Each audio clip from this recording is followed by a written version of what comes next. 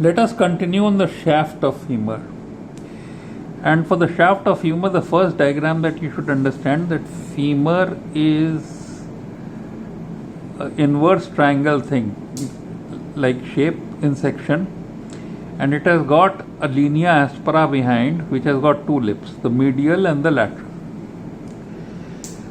Around this, the second step is that we would place the deep fascia of the thigh. Now, as we place the deep fascia of the thigh, we connect the medial lip with the medial side and the lateral lip with the lateral side by the lateral intermuscular, medial intermuscular septum and lateral intermuscular septum. On the lateral side, we make the iliotibial band. Now, there is another septum that arises like this and goes and gets attached to the deep fascia. Therefore, the anterior compartment is divided into an adductor compartment of the hip and extensor compartment for the knee. Now, we place the marrow, bone marrow here, and then we start placing the muscles. So, there is this quadriceps, vastus medialis, vastus intermedius, and vastus lateralis. So, vastus medialis, vastus intermedius, vastus lateralis. And anterior to it, you have a muscle which is the rectus femoris, arising from the pelvis going to the knee. So, which muscles arise from the pelvis and go to the knee?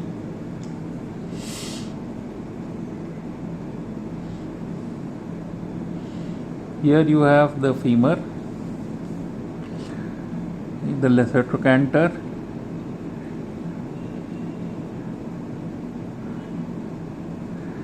and here you have the tibia, and here you have the fibula, and here you have the pelvis.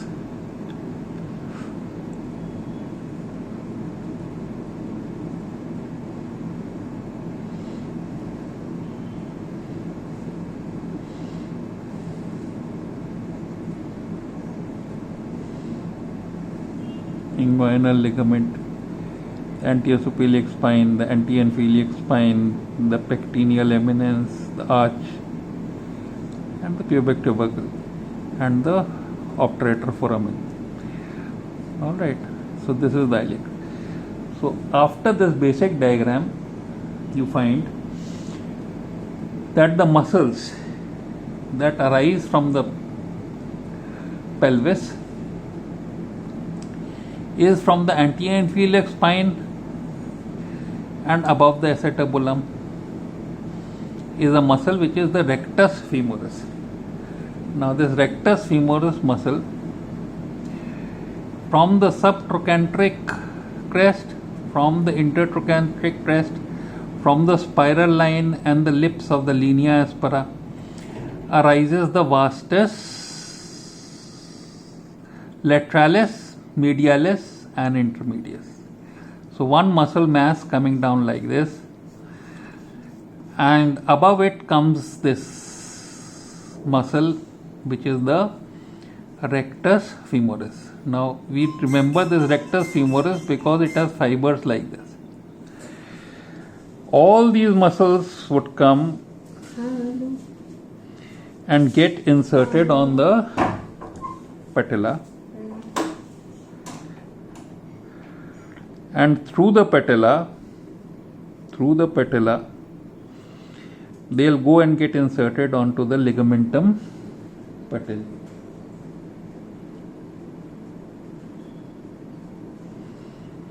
And they will also have aponeurotic extension like this, supporting their insertion, and these aponeurotic insertion with deep fascia and capsule of the knee joint form the lateral or medial patellar retinaculi. Now there are two things besides this. The rectus femoris would come here and get inserted like this. So it's a muscle from the pelvis to the patella to the leg. Therefore, vastus lateralis would only extend the knee, but rectus femoris would flex the hip and extend the knee. And the rectus femoris can get relaxed if you flex the hip, and then it will allow more flexion of the knee. So this rectus femoris part of the quadriceps crosses two joints. It crosses the hip and it crosses the knee. Okay.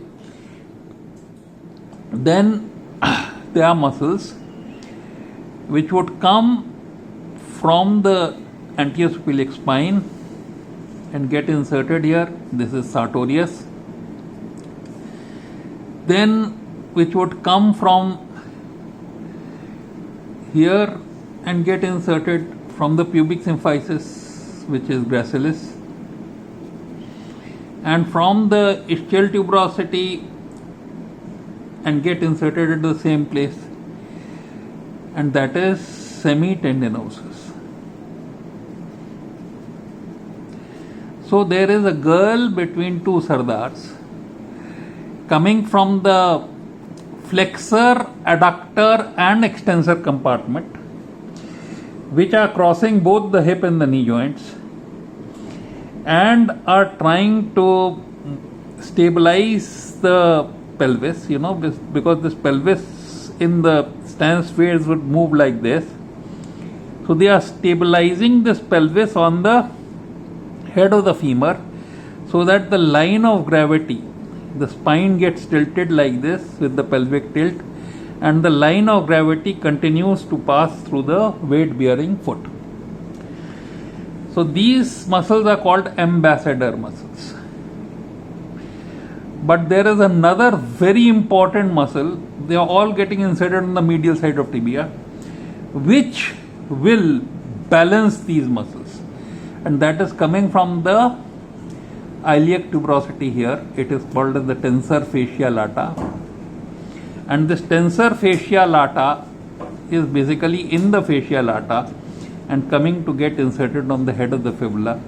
It is all the time connected with the femur, lateral lip of the linea aspera of the femur by the lateral intermuscular septum. So TFL, along with the girl between two sardars,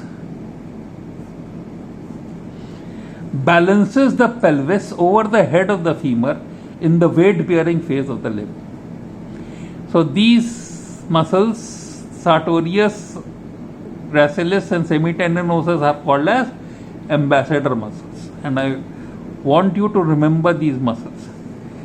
So here I told you that in the adductor compartment there are two things. One is superior part, 3 muscles, and inferior part, 3 muscles. The superior part is obturator externus, sandwiched between pectineus in front and quadratus femoris behind. Alright, so these 3. Inferiorly you have adductor magnus, brevis and longus. Alright, so at this level you will see the adductor magnus with its ischial head, an adductor brevis and an adductor longus. And you would find that there is a membrane. You see, this fascia is like this, and then it goes like this. So there is a membrane connecting the adductor magnus to the vastus medialis. This is called as the vasoadductor membrane. Above this vasoadductor membrane, you find another muscle, which is the sartorius. So bounded by the adductor The vastus medialis, the vasoadductor membrane, is a canal through which passes the artery, vein and nerve, and this canal is called as the subsartorial canal or Hunter's canal. It is because it's below the sartorius. So these are the muscles that are situated in the adductor and the extensor compartment. Now in the flexor compartment on the medial side you have the semimembranosus and semitendinosus, not attached to the linea aspera. They are coming from the ischial tuberosity, both muscles, semimembranosus and semitendinosus. The semimembranosus is inserted on the articular margin, just under the articular margin of the tibia. The semitendinosus goes and gets inserted as one of the sardars across the gracilis and semitendinosus and the sartorius. So, two muscles here, the semimembranosus deeper and semitendinosus more superficial. And then there is a muscle on the lateral side which takes its origin from here and also the ischial tuberosity. So there is the short and the long head. The short head from linea aspera, the long head from ischial tuberosity, and this muscle is known as biceps femoris. Now between these two muscles you have an superficial most you have the posterior tibial nerve, and on the side you have the lateral popliteal nerve on the side of the biceps. So two branches of the sciatic nerve, the posterior tibial and lateral popliteal. Then you have the vein, the popliteal vein, and finally you have the popliteal artery. And this femoral artery, which is lying in the subsartorial canal, pierces hiatus in the adductor magnus and becomes the popliteal artery. So these are the structures here, and superficial to the deep fascia you have a long saphenous vein here and a short saphenous vein posteriorly. So this structure, cross structure of the thigh, would make you remember the insertions on the femur. Now let us proceed to understand what is about the inferior articulation of the femur, and that is the knee joint. For that, the first diagram that you should draw is seeing the tibia from above. It's like this. This is the popliteal or posterior end of the tibia, and here we have the tibial tuberosity. There is an intercondylar ridge of the tibia here, and there is a medial articular surface and a lateral articular surface covered with cartilage. So what is attached to the intercondylar ridge? Okay, here will be attached the ligamentum patelli. Then you will have the infrapatellar pad of fat. This ligamentum patelli would be supported on two sides by the patellar lateral and medial patellar retinaculum, and they will be lined by the synovium and the capsule. But what is attached on the intercondylar ridge? For that you must remember that the attachment is Medical College Lucknow and Lucknow Medical College. So medical, So the medial meniscus would come and get attached anterior most. Then the anterior cruciate ligament, college.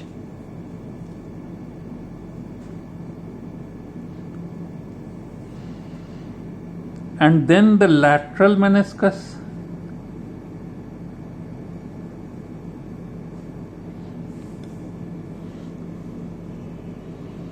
Then the posterior horn of the lateral meniscus. Then the medial meniscus. And finally the posterior cruciate ligament. So these are the attachments of the intercondylar ridge, and these are the menisci, and this is the tibia. Now if you see a side view of the meniscus and the tibia, you would find that if this is the meniscus in section, then it is getting connected by a femoromeniscal ligament and a meniscotibial ligament and the capsule. So there are the capsule may go from femur to tibia, it may go from femur to upper edge of the meniscus, and from meniscus to the tibia also. So this has got all three components, and this part, meniscotibial part and meniscofemoral part of the attachment is referred to as coronary ligament. If you are removing the whole meniscus, then this will have to be resected for the meniscus to be allowed to move medial. So this, and then if you look posteriorly, you'll see the femur posteriorly like this, and there will be this medial and lateral supracondylar ridge coming from the linea aspera. And if this is the tibia that you are seeing posteriorly, and there is the fibula here, so that we know which is lateral and which is medial, then you see the posterior and cruciate ligament which goes to the medial meniscus, posterior cruciate going to the medial meniscus, and the anterior cruciate going to the lateral meniscus. Again, you can remember by the formula of Lamp, the lateral anterior cruciate to lateral and medial cruciate to and posterior cruciate to medial meniscus, medial condyles. Medial condyles, okay. Anterior cruciate ligament to lateral condyle and posterior cruciate ligament to medial condyle, Lamp, and they are of course attached to the intercondylar ridge in between. Then you place the meniscus here, small meniscus like this on this side, the lateral meniscus, and on this side the medial meniscus.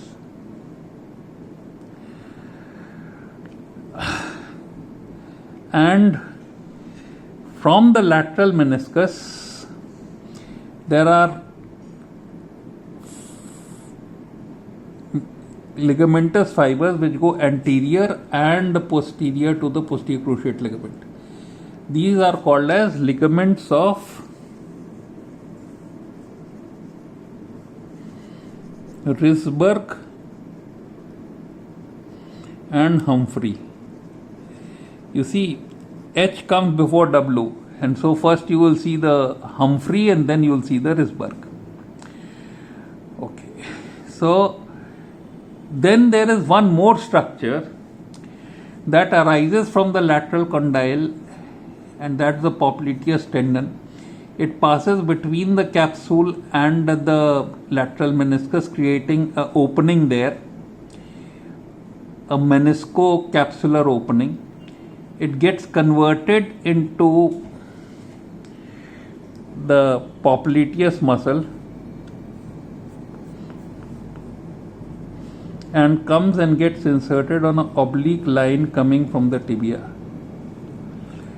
Now this popliteus muscle is very important because it will derotate. It will laterally rotate the femur on the tibia, thus unlocking the knee. So when we study locking, we'll understand why this unlocking is so important. Alright, then it is covered by a capsule. All this is covered by a capsule.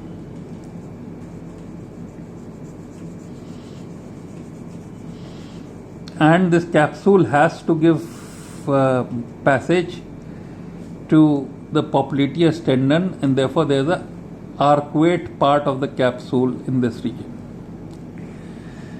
So now behind this you have the artery, popliteal artery. Oh God. You will have the, isko bana dijiye. You will have the popliteal artery, which will give genicular branches: superior lateral genicular, superior medial genicular, inferior lateral genicular, inferior medial genicular, and a middle genicular artery which pierces the capsule and supplies the knee joint. Now this artery is most liable to get injured because it's a small artery and it can bleed like hell. So you have to be very careful about the middle genicular artery. Behind the artery will be the vein, and behind the vein there will be the nerve. Now let us understand, put all these things in the popliteal fossa to complete the picture. So again, the femur and the tibia and the head of and the fibula and the supracondylar ridges, on the medial side the adductor tubercle coming from the linea aspera. So the two heads of the gastrocnemius would arise from the lateral and medial supracondylar ridges.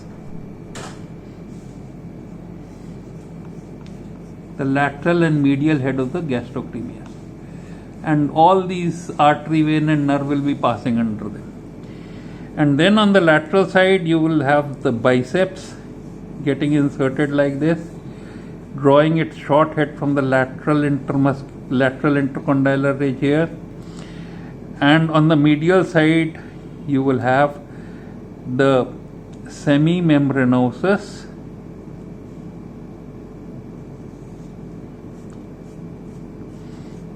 and semitendinosus.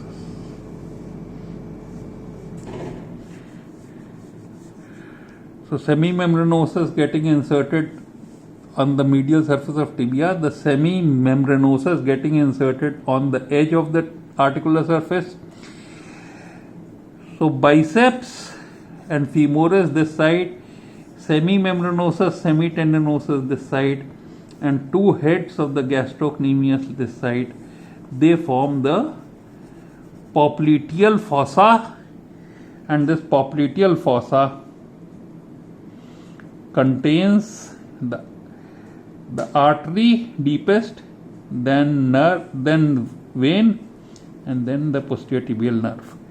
And this posterior tibial nerve is going in the center, but the lateral popliteal nerve is coming, this posterior tibial nerve is going in the center. The lateral popliteal nerve is accompanying the biceps tendon, and after the biceps tendon is inserted, it is going around the neck of fibula. So the lateral popliteal and posterior tibial nerve. The posterior tibial nerve is superficial most in the artery, vein and nerve combination in the popliteal fossa. There is another thing that you must remember, and that is, if you see the femoral condyle like this and the tibia like this. This is the anterior cruciate ligament and this is the posterior cruciate ligament, and here you have the patella and the ligamentum patelli. Then you would find that vastus intermedius is inserted like this and the rectus femoris above it. So this is the rectus femoris, this is the vastus intermedius, but some fibers of the vastus intermedius also gets attached to the suprapatellar pouch, and when the knee extends, they pull the suprapatellar pouch out, and these fibers of the vastus intermedius are called as articularis genu. So this is the attachment or osteology of the lower end of femur, and a section which describes attachments of the shaft.